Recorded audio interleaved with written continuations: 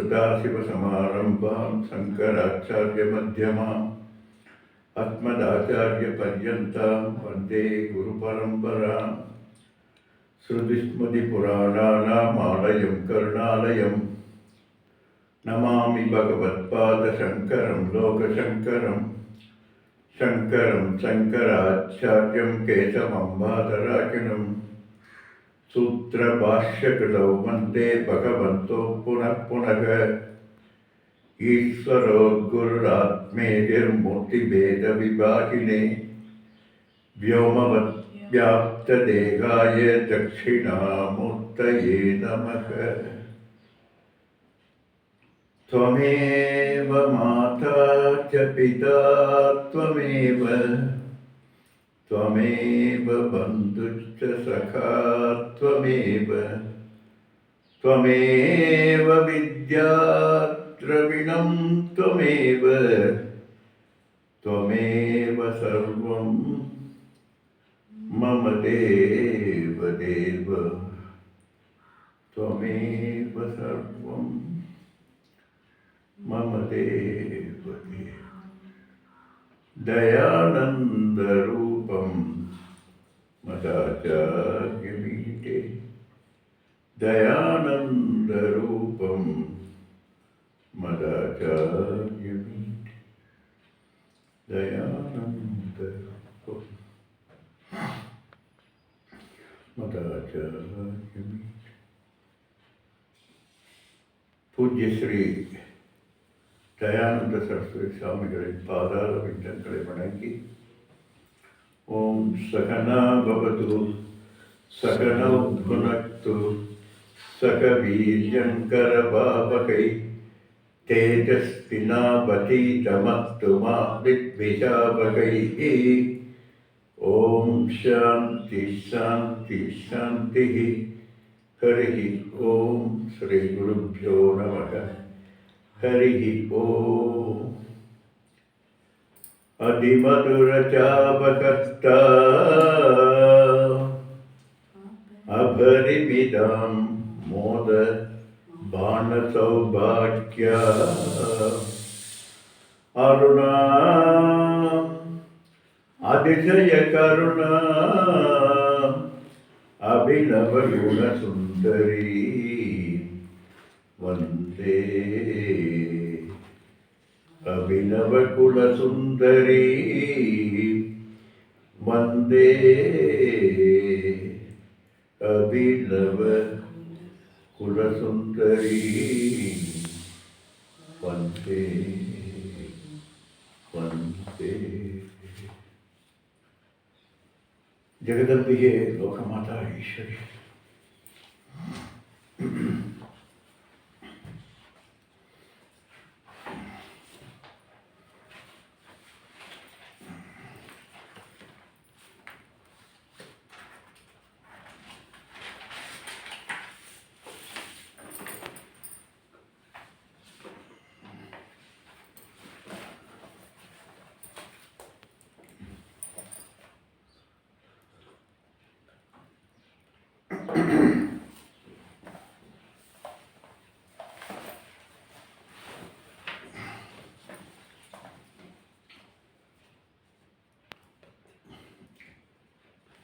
இருநூற்றி 88 நேற்றுக்கு கடைசியாக பார்த்தோம். ஹ்ரீங்கார ஆதர்ச பிம்பிதா. ஹ்ரீங்காரம் என்கின்ற ஒரு கண்ணாடியில் தோன்றக்கூடிய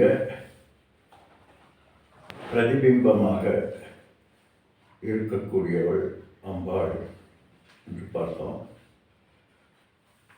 விஸ்வம் தர்ப்பண திருஷ்யமான நகரி துல்யன் நிஜாந்தர்கதம் பஷ்யன் ஆத்மனி மாயையா பகிரிவோர் பூதன் யதா நித்ரயா யத் சாட்சாத் கரணாத் பவேன்ன புனரா கிருத்திர்நவாம்போ விதோ தஸ்மை ஸ்ரீ குருமூர்த்தயே நமேதம் ஸ்ரீ தட்சிணாமூர்த்தயே என்று தட்சிணாமூர்த்தி ஸ்தோத்திரத்தினுடைய அந்த ஸ்லோகத்தினுடைய அர்த்தத்தை தான் இங்கே அற்புதமாக சொல்லப்பட்டிருக்கிறது. எப்படி ஒரு தர்ப்பணம் என்று சொல்லக்கூடிய ஒரு கண்ணாடி, இந்த கண்ணாடியினுடைய தளம் சும்மா இருந்ததுன்னா எதுவும் தெரியாது. இந்த கண்ணாடியினுடைய தளத்தில் பின்னாலே பாதரசம் என்று சொல்லக்கூடிய ரசம் பூசப்பட்டிருக்கக்கூடியது. அந்த ரசம் பூசப்பட்ட உடனே அந்த கண்ணாடி தோற்றுவிப்பதற்கு காரணமாகிறது. எப்படி சைத்தன்ய ஸ்வரூபமானது, சச்சிதானந்த ஸ்வரூபமானது படைப்புக்கு யோகியதை இல்லை. அது ஜாயதே மரியதே வா கதாஜிது, எப்பவும் பிறப்பதும் இல்லை இறப்பதும் இல்லை, அது பிறப்புக்கு காரணமாகவும் இல்லை. அஜோபிஷன் அவ்யயாத்மா பூதானாம் ஈஸ்வரோபிஷன் என்றெல்லாம் பார்த்தோம். அஜக அபி, அது பிறக்காதது, அவ்யயம் நவ்யயதி, மாறாதது என்றெல்லாம் ஆத்மஸ்வரூபத்தை பற்றி நிறைய கேட்டிருக்கோம். அதுதான் ஸ்வரூபம். அப்படிப்பட்ட ஆத்மஸ்வரூபத்தில் மாயா சபலமாக ஆனவுடனே ஈஸ்வரன் என்கின்ற ஸ்தானத்தை பெற்று படைப்புக்குரியதாகிய தகுதியை அடைகிறது. அதுபோல தான் கண்ணாடி எப்படி ஒரு அந்த தனி கண்ணாடியானது பிரதிபிம்பிக்கத்தக்கதாக இல்லை. ஆனால் அதில் பாதரசமானது பூசப்பட்ட உடனே, பாதரசமாக இன்னொரு ரசம், அந்த ரசம் பூசப்பட்ட உடனே அது பிரதிபலிக்கக்கூடிய தன்மையை அடைந்து விடுகிறது. இந்த பிரதிபலிக்கக்கூடிய தன்மையை அடைந்த உடனே வினோதங்கள் எல்லாம் நடைபெறுகிறது. வெறும் காட்டுறது மட்டுமல்ல, அதை எப்படியெல்லாம் காட்டுகிறது என்றால், அந்த சின்ன ஒரு ஒன்றுக்கு ஒன்று இருக்கக்கூடிய ஒரு கண்ணாடியில் இந்த பிரபஞ்சம் முழுவதும் காட்டப்படுகிறது. இந்த பிரபஞ்சத்தில் இருக்கக்கூடிய ஒவ்வொரு இடைவெளி, கால தேசம் வர்த்தமானம் அத்தனையும் அந்த ஒரு அடிக்குள்ளே காண்பிக்கப்படுகிறது. அதுதான் நைசர்கிகோயம் லோக விவகாரக என்று பிரம்மசூத்திரத்தில் மிக அற்புதமாக சங்கராச்சாரியார் கூறுகிறார். பாஷ்ய அத்தியாச பாஷ்யத்தில் ரொம்ப அழகாக கூறுகிறார். நம்ப முடியாதது, யாராலும் விவரிக்க முடியாதது, அப்படிப்பட்ட ஒரு அற்புதத்தை நிகழ்த்துகிறது அந்த கண்ணாடி. அந்த கண்ணாடிக்குள்ளே இருக்கக்கூடிய இடத்துல, அந்த சமதளத்தில் உள்ளுக்குள்ளே எனக்கும் உங்களுக்கும் இருக்கக்கூடிய அந்த வேறுபாடு தெரிகிறது. ஒரு கட்டலுக்கும் மெத்தைக்கு இருக்கக்கூடிய வேறுபாடு தெரிகிறது. விதவிதமான தன்மைகள் தெரிகிறது. பின்னால் ஆகாசம் தெரிகிறது. ஏன் இந்த பிரபஞ்சம் முழுவதும் அதில் பார்க்கப்படுகிறது, அதில் காட்டுகிறது. எப்படி அதற்குண்டான சாத்தியம் அதில் இருக்கிறதா என்றால் இல்லை. அந்த ரசத்துக்கும் அந்த கண்ணாடிக்கும் இருக்கக்கூடிய இடைவெளி கூட மிக கம்மியானது. அப்படிப்பட்ட அவ்வளவு ஒரு வைச்சித்திரியமாக விசித்திரமான தன்மையுடையதாக எப்படி விஸ்வம் தர்ப்பண திருஷ்யமான நகரி துல்லியம் நிஜாந்தர்கதம், துல்லியம் நிஜாந்தர்கதம் பஷ்யன் ஆத்மனி மாயையா, என்னுடைய மாயையினாலே, நான் என்னுடைய அறியாமையினாலே கற்பிக்கப்பட்ட இந்த மாயையினுடைய சக்தியினாலே வெளியில் இருப்பது போல் நாம் அத்தனையும் பார்க்கப்படுகிறது என்று இந்த ஜெகத் முழுவதும் கண்ணாடியில் பிரதிபலிப்பது. அதற்கு இடம் எங்கே என்றெல்லாம் நம்ம யோசித்து பார்த்தால் தெரிகிறது. இப்படி வேதம் பிரதிபாசித சம்பந்தம் உடையதாக இருக்கிறது என்கின்ற இன்னொரு அர்த்தத்தையும் பார்த்தோம். எப்படி ஹிரிங்கார ஆதர்ச பிம்பிதா என்று ஆதர்சனம் போல காட்டிக்கொண்டிருக்கிறாள் என்று பார்த்தோம்.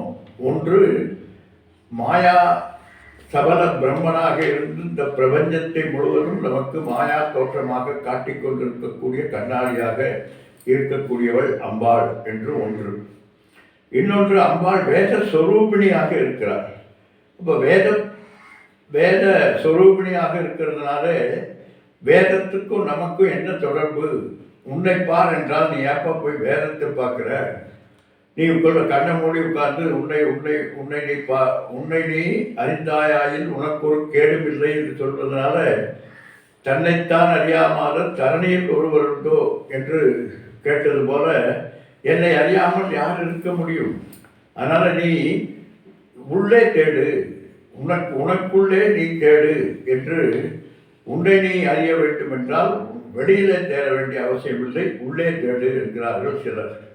அப்படி உள்ளே தேடுகிறதுனா கண்ணை மூடி காதை மூடி அதை பற்றி இதை பற்றி எல்லாம் இங்கே உள்முகமாக தேடிக்கொண்டிருக்கிறார்கள். அல்லப்பா அல்ல, உன்னை பார் என்று சொன்ன உடனே நீ எப்படி உன்னுடைய கண்ணை உன்னால் பார்க்க முடியாது. கண் தான் அத்தனையும் பார்ப்பதற்கு காரணமாக இருக்கிறது. இருந்தாலும் உன்னுடைய கண்ணால் உன்னுடைய கண்ணை பார்க்க முடியாது. அப்போ என்ன பண்ணணும்? அப்போ உள்முகமாக கண்ணை திருப்பலாமானா கண்ணை அதனால தான் நிறைய பேர் பாதி கண்ணை திறந்து வச்சுட்டு பாதி கண்ணை உள்ளே வச்சுட்டு என்னென்னமோ பண்ணி இந்த ஒன்றரை கண் மாதிரி எல்லாம் வச்சுட்டு என்னென்னமோ பாடுபடுறாங்க. அதெல்லாம் இல்லைப்பா, உன்னுடைய கண்ணை நீ பார்க்க வேண்டும் என்றால் ஒரு கண்ணாடிக்கு முன்னாலே போய் நின்றால் உன்னுடைய கண் உனக்கு தெரியும். அதுதான் நம்ம நேர்த்தி சொன்னோம். முகத்தை பார்க்க வேண்டும் என்று சொன்னால், உன் முகத்தில் கறி இருக்கிறது என்று சொன்னால் உன் முகத்தை பார்க்க முடியாது. அதனால் என்ன பண்ணுறோம்? பிரதிபாசக சம்பந்தம் உடையதாகிய ஒரு கண்ணாடியை போய் பார்க்கிறோம். அதுபோல நான் என்கின்ற ஆத்மஸ்வரூப சைத்தன்யத்தை நாம் அறிய முடியாது, பார்க்க முடியாது. அதனால் என்ன பண்ணுறோம்? பிரதிபாசக சம்பந்தம் உடையதாகிய வேதத்தை, உபனிஷத்துக்களை நாடுகிறோம். அப்படி வேதஸ்வரூபிணியாக உபனிஷத்தாக அம்பாளிலிருந்து நம்மை காட்டுகின்ற கண்ணாடியாக ஸ்ரீங்கார ஆதர்சம் என்று ஸ்ரீங்காரத்தை ஆராய்ந்து பார்த்தார். ஸ்ரீங்காரத்தினுடைய விசாரத்தினாலே உன்னை நீ அறிந்து கொள்ள முடியும். அதனால் நம்மை நாம் பார்க்க முடியாது. அந்த பிரதிபாசக சம்பந்தம் உடையதாகிய வேதத்தினால் நம்மை அறிந்து கொள்ள முடியும். அந்த வேதம் அம்பாளினுடைய சொரூபமாக இருக்கிறாள். அதனால் ஆத்மஸ்வரூபத்தை காட்டக்கூடிய ஒரே பிரமாணம் உபனிஷத்து, சப்த பிரமாணம். அந்த சப்த பிரமாணம் வேதஸ்வரூபிணியாக ஸ்ரீவித்யா ஸ்வரூபிணியாக அம்பாள் இருக்கிறாள். அதனால் கூடத்த ஈஸ்வரனை காட்டுகிறது. மாயா பிரதிபிம்ப சைத்தன்யம் ஜெகத்காரணம். அதுபோல தத் திருஷ்டுவா ததேவானு பிராபிசது சத்கச்சச்சாபவது நிருத்தஞ்சா நிலையனஞ்சா சத்தியஞ்ச நிருத்தஞ்ச சத்தியம் அவது என்று சொல்லக்கூடிய அத்துணையுமாக அம்பாள் பிரதிபிம்ப சைத்தன்யமாக இருந்து அனைத்துமாக ஆகியிருக்கிறாள். அதை காட்டக்கூடிய தன்மை, அதை அறிந்து கொள்வதற்கு ஒரே ஒரு சோர்ஸ் மட்டும்தான் இருக்கிறது. அதுதான் சப்த பிரமாணம். சப்த பிரமாணம்னா ஆவு அல்ல, மகா வாக்கிய விசார பிரமாணம். அந்த மகா வாக்கிய ஸ்வரூபிணியாக, வேத ஸ்வரூபிணியாக, உபனிஷத்தினுடைய ஸ்வரூபிணியாக அம்பாள் இருக்கிறாள். அதனால் இங்கே ஸ்ரீங்கார ஆதர்ஷ பிம்பிதா என்று அற்புதமான ஒரு மந்திரத்தை நேற்று பார்த்தோம். அடுத்தது ஸ்ரீங்கார கோசாசி லதா. அசி அப்படின்னா கத்தி என்று அர்த்தம். கோஷம் என்றால் நமக்கு தெரியும், பஞ்ச கோஷம். கோஷவது ஆச்சாதகத்வாத் இது கோஷம் என்று பார்த்துக்கோ. கோஷம் என்றால் மறைப்பது. உடனே நம்ம இதை பற்றி ஒரு சின்ன டீவியேஷன். கோஷம் என்றால் மறைப்பு என்று பார்த்துருக்கோம்.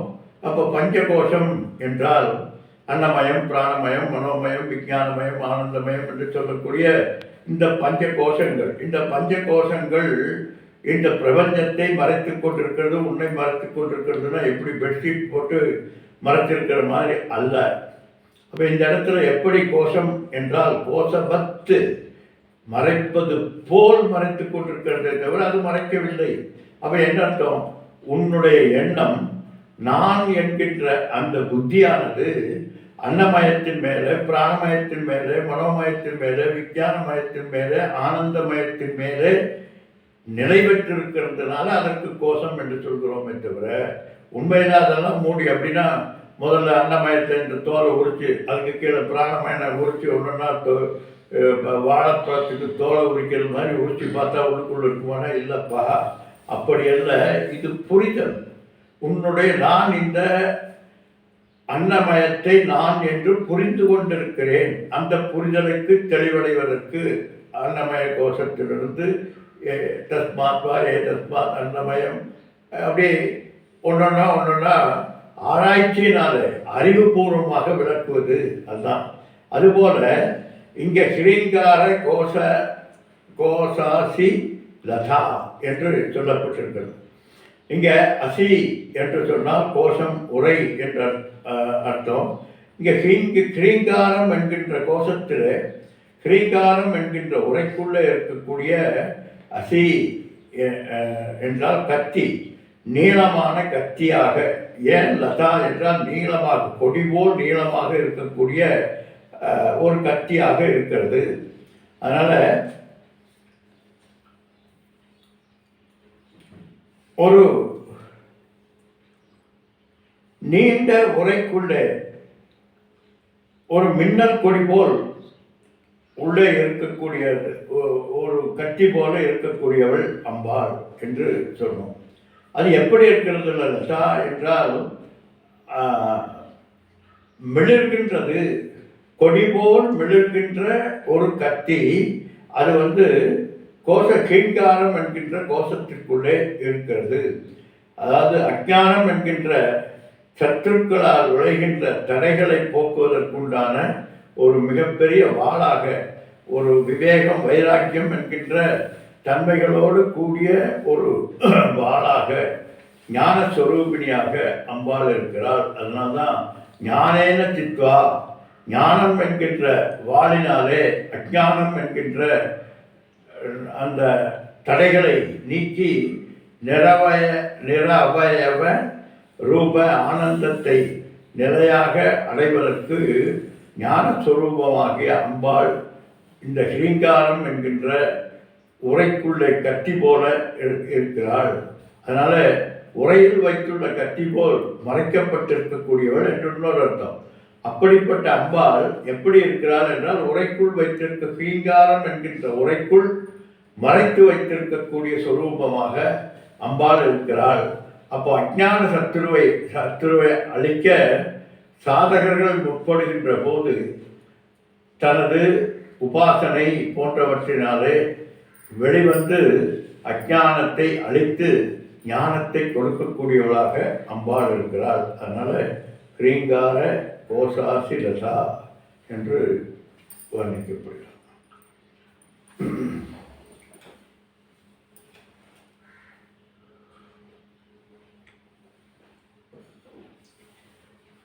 ஸ்ரீங்கார ஸ்தான நர்த்தகி. ஸ்ரீங்காரமேவ ஆஸ்தானம். ஆஸ்தானம் சொன்ன தெரியும் நமக்கு. ஆஸ்தான புலவர், ஆஸ்தான வித்வான், ஆஸ்தான விக்கிரகவி என்றெல்லாம் சொல்லுவோம். ஆஸ்தானம் என்றால் ஒரு சபை.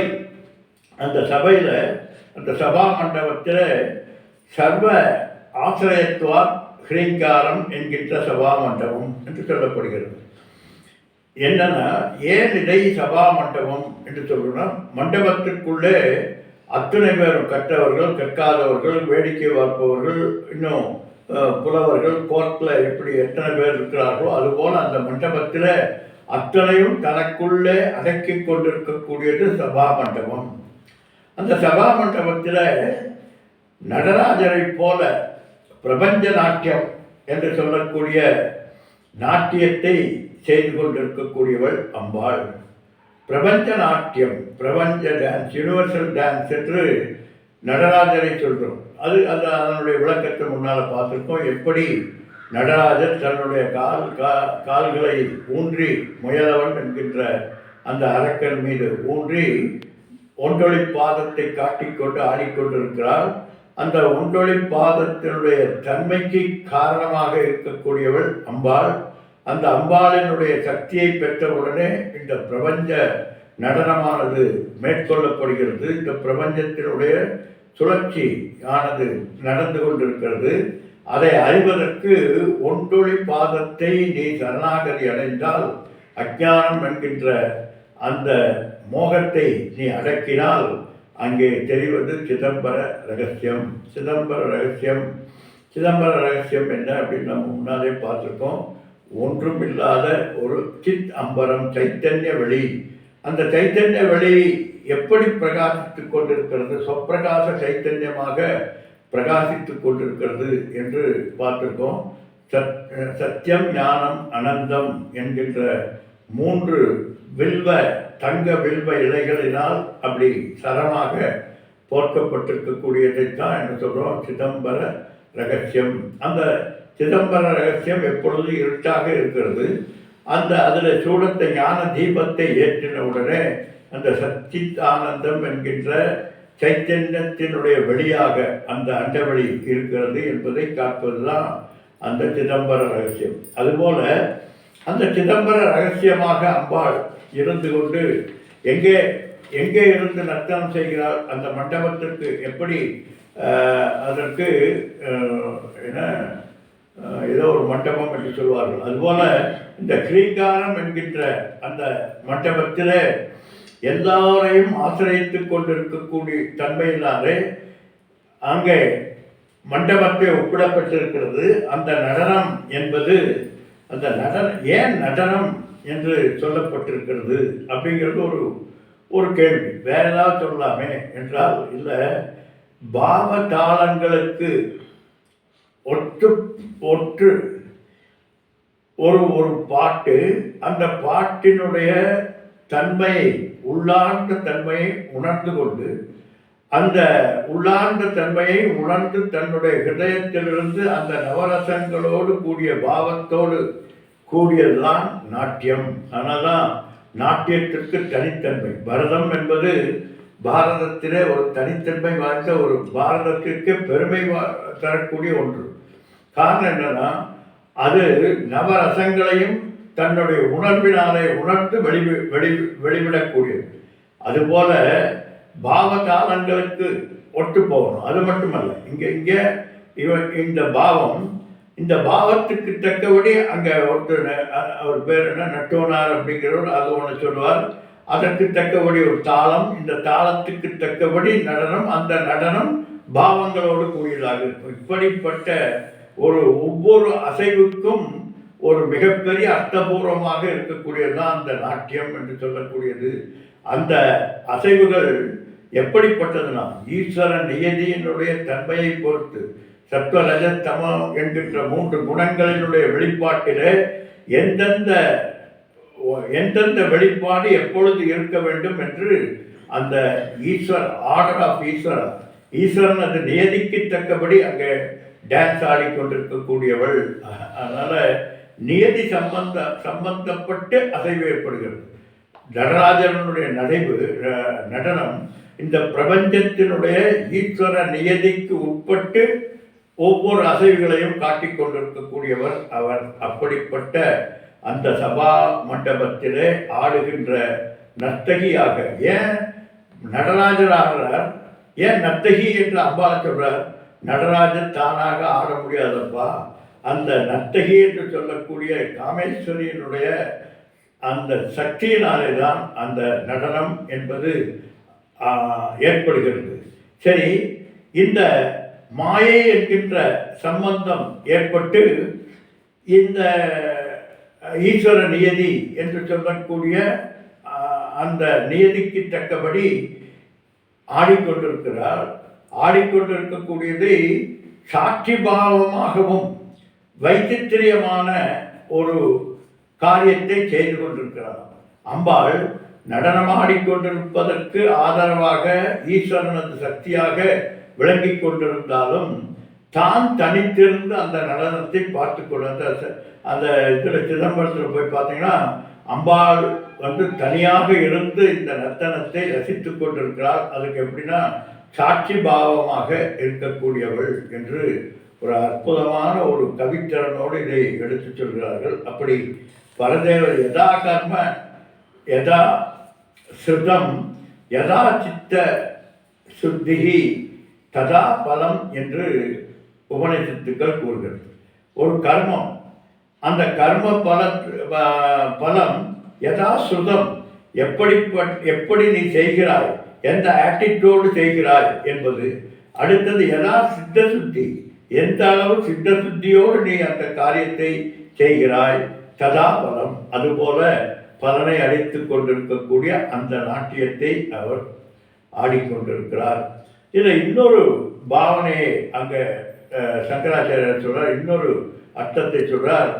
அந்த அம்பாளனுடைய நடனத்தை ரசிப்பதற்கு நாட்டியம் தெரிந்தவர்களது பாவனைக்கும் நானும் நீங்களும் பார்க்கக்கூடிய பாவனைக்கும் வித்தியாசம் இருக்குது. அப்போ என்னுடைய அந்த அம்பாளனுடைய நடனத்தை நீ ரசிக்க வேண்டும் என்றால், இந்த பிரபஞ்ச ஆதாரமாக பிரபஞ்சத்தினுடைய அசைவுகள் நாட்டியத்தை நீ ரசிக்க வேண்டும் என்றால், அம்பாளை பற்றிய ஒரு உணர்வு அறிவு யாருக்கெல்லாம் இருக்கிறதோ அவர்களுக்கு இந்த நடனம், இந்த பிரபஞ்ச நடனம் என்று சொல்லக்கூடிய வாழ்க்கை நடனத்தை ரசிக்கக்கூடிய தன்மை இருக்கும். யாரெல்லாம் அதை பற்றி தெரியாதவர்களோ அவர்கள் அந்த சபா மண்டபத்தில் உட்கார்ந்து போர் அடிச்சுட்டு இருப்பாங்க. என்ன கையை காலை ஆட்டிட்டு இருக்காங்க, என்ன எது தெரியாது. ஏண்டா உள்ள வந்து சிக்கிறார். சாமிஜி சொல்வார், சாமிஜியோடைய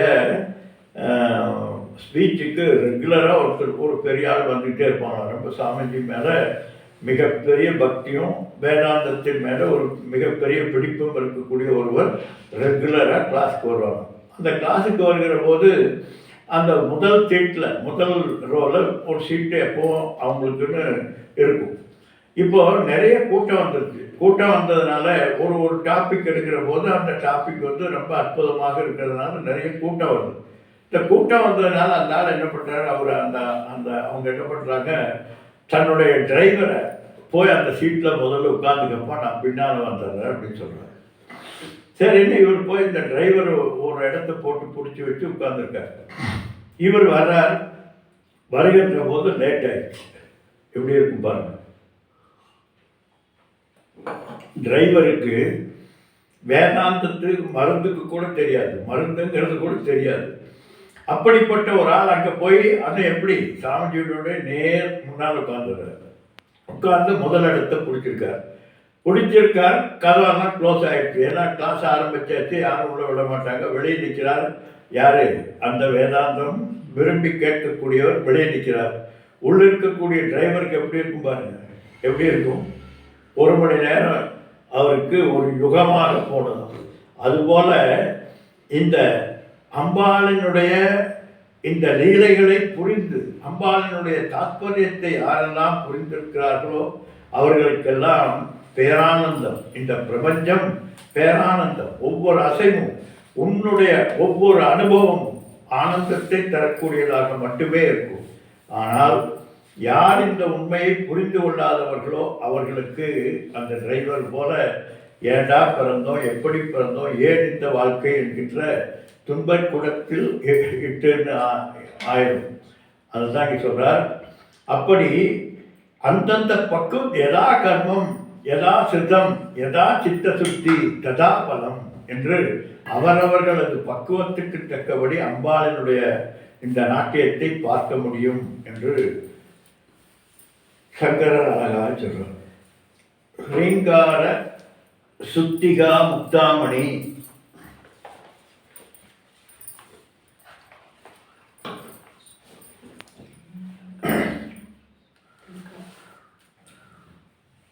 ஸ்ரீங்காரம் என்கின்ற சிற்பிக்குள் இருக்கக்கூடிய முத்து போன்றவள் அம்பாள்.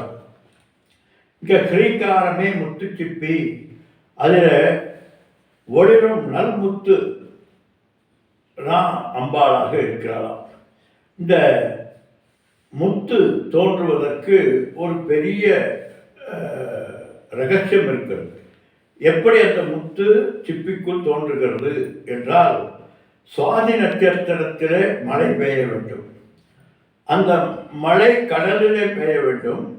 கடலிலே பெய்கின்ற மழையினுடைய துளியானது அந்த சிப்பி வாயை திறந்து கொண்டிருக்குமா, அந்த வாயை திறந்து கொண்டிருக்கக்கூடிய அந்த சிப்பிக்குள் மழை துளி உள்ளே சென்றால் அது உள்ளே போன உடனே சிப்பி மூடிக்கொள்கிறது.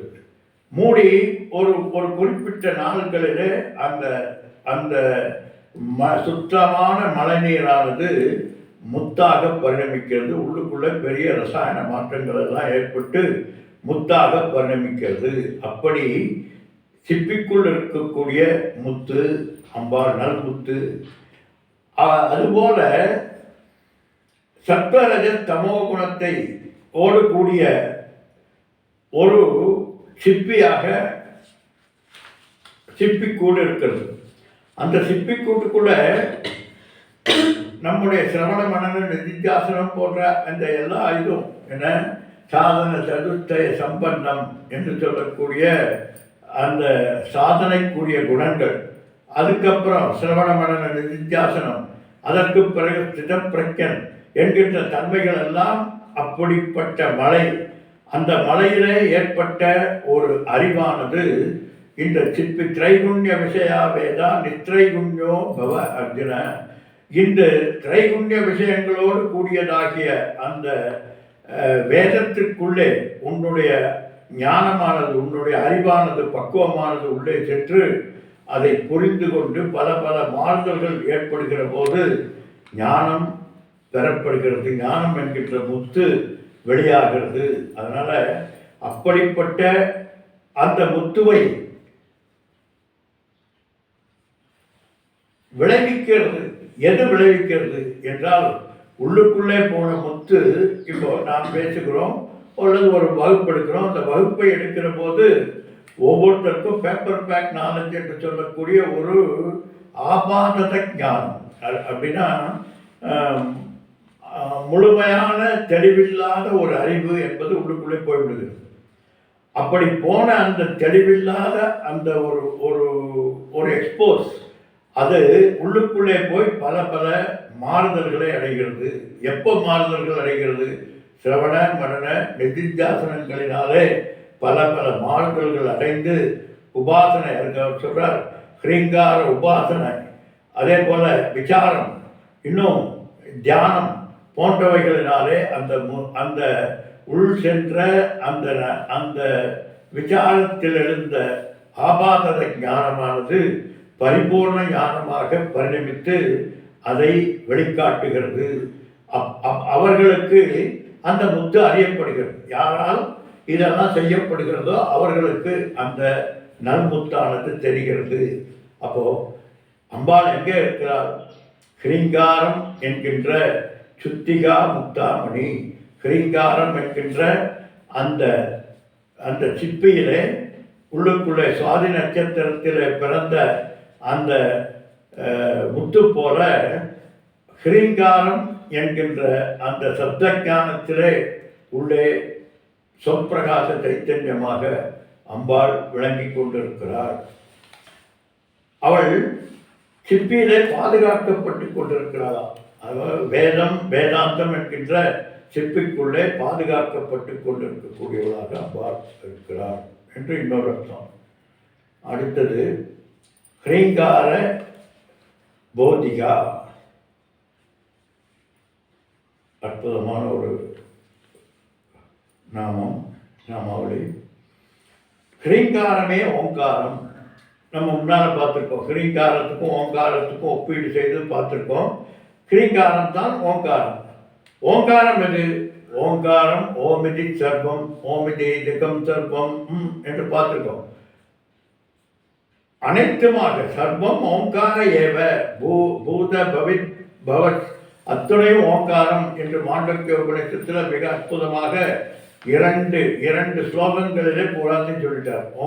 இந்த பிரபஞ்சத்தினுடைய தன்மை அத்தனையும் மாண்டவிய உபநிஷத்தில் முதல் 2 ஸ்லோகங்களிலேயே சொல்லிவிட்டார். அதுபோல ஓங்காரமே ஹ்ரீங்காரம், ஹ்ரீங்காரமே ஓங்காரம், ஓங்காரமே சர்வம், ஓங்காரமே இந்த பிரபஞ்சம் அனைத்துமாக இருக்கக்கூடியவள். அப்படி ஓங்காரத்தை எப்படி லட்சணாவர்த்தியினால் வியாபித்து பார்த்து விசாரித்து பார்த்தால் நமக்கு ஞானம், உண்மை ஞானம், அந்த பரபிரம்மத்தினுடைய தெளிவு என்பது எப்படி ஏற்படுகிறதோ அதுபோல ஹ்ரீங்காரத்தினுடைய விசாரத்தினாலே உண்மையை அறிந்து கொள்ளக்கூடியவளாக அம்பாள் இருக்கிறாள். அத்துணையமாக இருக்கிறாள். இப்போ இதை எப்படி அறிந்து கொள்வது என்றால் ஹ்ரீங்காரத்தினாலே அறிந்து கொள்ள முடியும். இப்போ பொதுவாக ஒரு விஷயத்தை நாம் அறிந்து கொள்ள வேண்டும் என்றால், அதாவது போக்கிய விஷயங்களை நாம் அறிந்து கொள்வதற்காக இந்திரியங்கள் சம்பந்தப்பட்ட விஷயமாக அது இருக்கிறது. அதனால ஒவ்வொரு விஷயத்தையும் என சப்த ஸ்பர்ஷ ரூப ரச கந்தம் என்கின்ற அத்துணை வெளி விஷயங்களையும் போக்கிய விஷயங்கள், அதாவது அனுபவிக்கக்கூடிய விஷயங்கள் என்று பார்த்தால் இங்கே ஒரு அலைன்மெண்ட் இருக்கிறது என்று நம்ம முன்னால் பார்த்துருக்கோம். விஷயம், இந்திரியங்கள், மனது, இது மூன்றும் ஒரு அலைன்மெண்ட்டுக்கு வருகிற போது போக்கிய விஷயங்கள் அனுபவிக்கப்படுகிறது, அதை பற்றி நமக்கு தெரிகிறது. ஆனால் ஞானம் என்பது இந்த விதிக்கு அப்பாற்பட்டதப்பா. ஞானத்திற்கு இந்த திரிபுடி கிடையாது. என்ன? இந்திரிய சம்பந்தம், விஷயம், அதுக்கு பின்னால மனம் என்கின்ற இவைகளெல்லாம் இல்லையப்பா.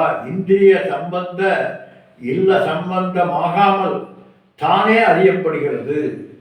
என்னங்க, எந்த ஒரு விஷயமா இருந்தாலும் நம்ம இந்திரிய சம்பந்தப்பட்டது, மனம் சம்பந்தப்பட்டது, அப்புறம் புத்தி சம்பந்தப்பட்டது எல்லாம் தானே.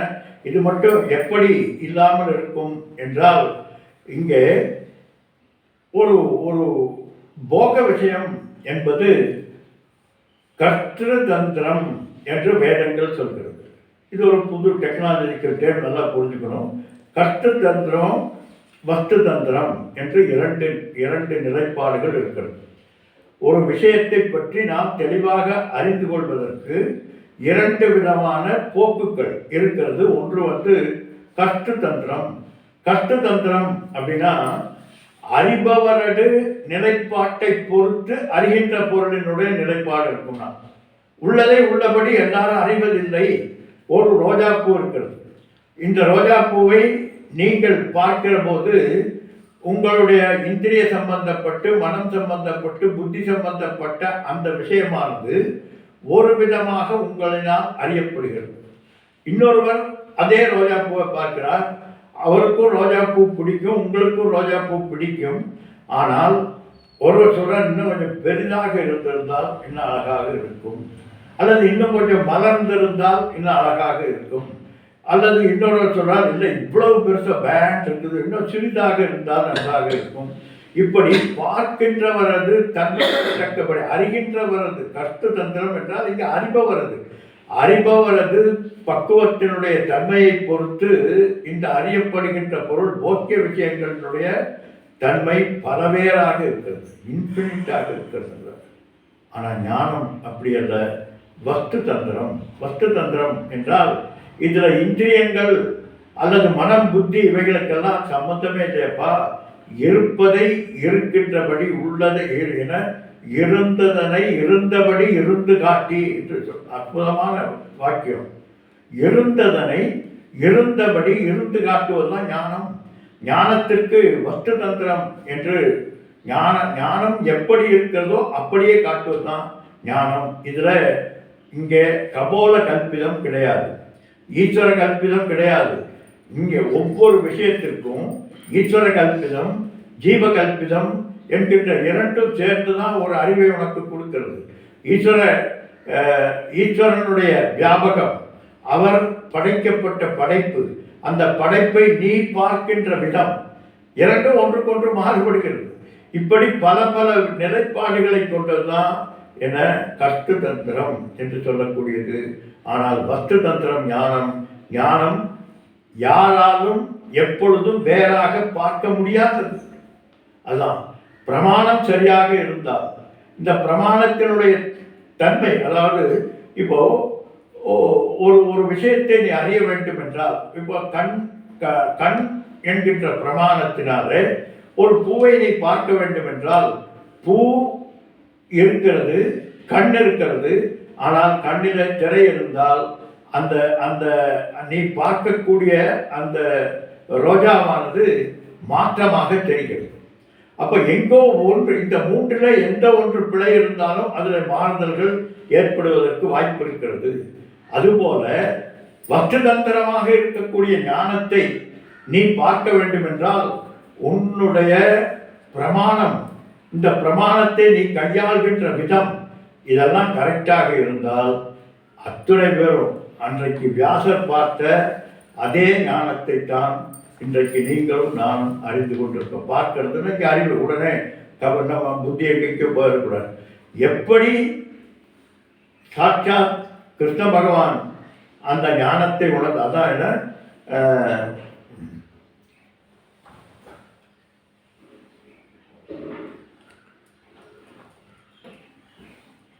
இமம் விவஸ்ததே யோகம் புரோக்தவானகம் அவ்யயம். இந்த இந்த ஞானத்தை நான் அவ்யயம் என்று சொல்லக்கூடிய இந்த பிரபஞ்சம் வெளிவராத நிலையிலே நான் இதை எடுத்து சொன்னேன். யாருக்கு? ஒவ்வொருவருக்கா சொல்லிட்டு வர்றாரு. மனு இஸ்வாகு அது இதுன்னு எல்லாத்துக்கும் சொல்ல. சகாலே நேக மகதா யோகோ நஷ்ட பரந்தவ. அது காலப்போக்கிலே அது மெல்ல மெல்ல தோய்ந்து போய் இன்றைக்கு இருக்கக்கூடிய சூழ்நிலை போல் இல்லாதது போல் ஆகிவிட்டது. அதை மறுபடியும் புனருத்தாரணம் செய்வதற்கு நான் வந்தேன். ஆனால் அன்றைக்கு அவ்வியத்திலே எந்த ஒரு விஷயத்தை நான் சொன்னேனோ அதைத்தான் இப்போது உனக்கு நான் எடுத்துச் சொல்கிறேன் என்கிறார். கொஞ்சம் கூட மாறாதது. அதனால இது வஸ்து தந்திரம். இந்த இந்த கர்த்தாவினுடைய புத்திக்கு தக்கபடி மாறுவதல்ல வஸ்து, ஞான வஸ்து. அதனால காரணம் கர்த்தா கரணம் என்கின்ற இந்த மூன்றினுடைய வேறுபாடுகளினாலே மாறக்கூடியது. செயல் விசேஷங்களை பொறுத்து மாறி மாறி இருக்கக்கூடியதாக இருப்பது போக்திரு தந்திரம் என்று சொல்லக்கூடிய போக்து விஷயம்.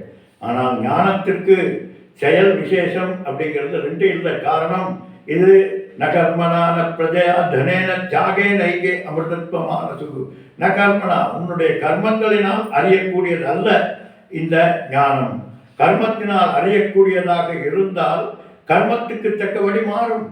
ஆனால் இங்கே அப்படி அல்லப்பா, கர்மத்தினால் அடைய முடியாதது. அதனால தான் இதற்கு நைஷ்கர்மியம் என்று சொல்றோம். நைஷ்கர்மிய சித்தி, எந்த செயலும் செய்யாமல் இருப்பது போல் பார்ப்பது. அது மட்டுமல்ல, நித்திய அபரோட்சம்.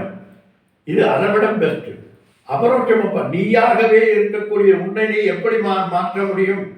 முடியவே முடியாது. நீ நித்திய அபரோட்சமாக, சுத்த பிரம்மமாக, அபேத ஐக்கியமாக ஞானம் இருக்கின்ற காரணத்தினாலே இந்த இந்த இந்த வஸ்துவை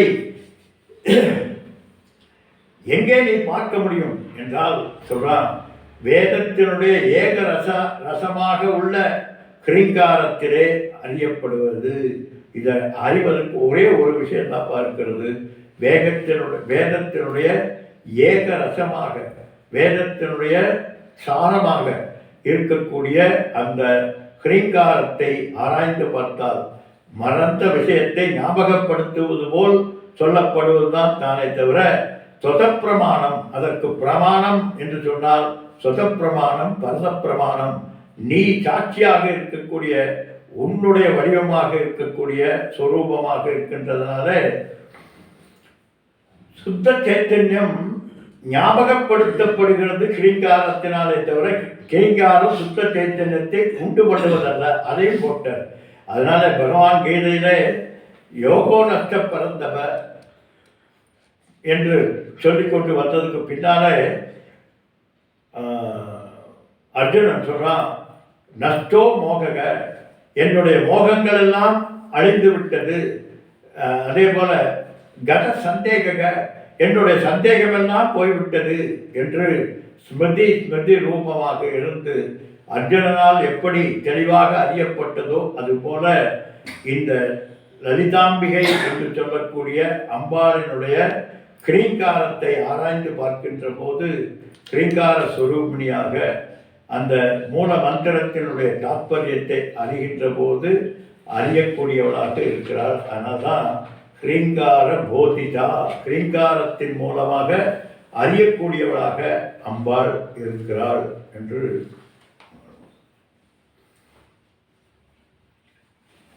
அடுத்தது கிரீங்காரமய சௌவர்ண தம்ப வித்ரும புத்திரிகா. கடப்பட கிரீங்காரமய சௌவர்ண தம்ப வித்ரும புத்திரிகா. கிரீங்காரம் என்கின்ற ஒரு தங்கத்தூண். அந்த தங்கத்தூணிலே இருக்கக்கூடிய ஒரு பொம்மை போல அந்த தங்கத்தூணு தங்கத்தூணானது எப்படிப்பட்டதாம்? நவரத்தனங்களினால் இழைக்கப்பட்டது. அப்படிப்பட்ட ஒரு சபா மண்டபத்தை தாங்கி நிற்கக்கூடிய ஒரு தூண். அந்த தூண் எதுனா ஹ்ரீங்காரம். இந்த பிரபஞ்சத்தை முழுவதும் தாங்கி சப்த ரூபமாக, பிரபஞ்ச ரூபமாக சபா மண்டபத்தை தாங்கி கொண்டு நிற்கக்கூடியவள். அதனால